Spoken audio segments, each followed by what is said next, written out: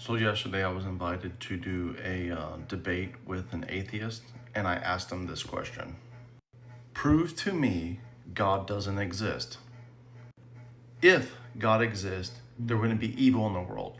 If God exists, there wouldn't be bad people. And I stopped them. I said, no, you didn't understand the question. Let me repeat it. I'm asking you to prove God doesn't exist. Not if God exists, he should act the way that you think he should act. So prove to me God doesn't exist. So they got clever and said, there's cancer, there's sickness in the world, therefore God doesn't exist.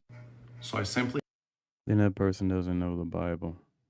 God clearly said they created calamity. So good things that happen, God. Bad things that happen, God, according to the Bible. asked them who caused the sicknesses.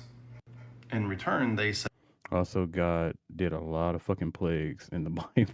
said, well, if there was a God, they wouldn't have that. And again, we go back to, well, that is how you think God should act. Do you see? Atheists cannot prove God doesn't exist because all they have is how they think God should act. All right. So I'll go with just a common interpretation of like the biblical God and the reason why that God doesn't exist on how people are saying just off of the attributes of it. All right. Timeless, spaceless, immaterial. That is literally saying it doesn't exist because it has no time to exist and it has no place to exist. And it is made of nothing.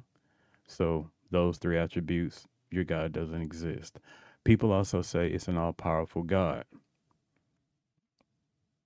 Unless he was playing, he lost a little wrestling match in the Bible. Also, the whole thing with the chariots. For some reason he couldn't beat them.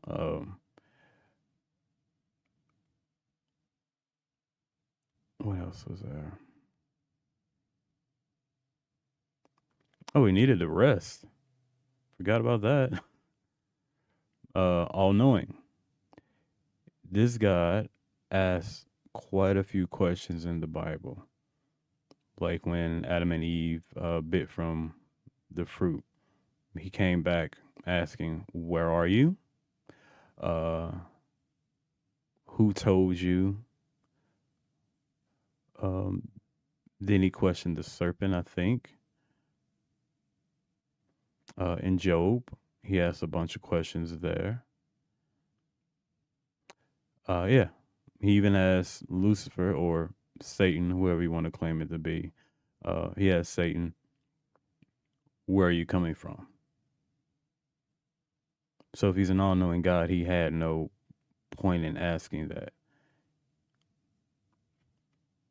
So, an all powerful God, an all knowing God, if that's what you say your God is, and you say your God is the biblical God, that God isn't real. That God does not exist based upon the attributes you're giving it.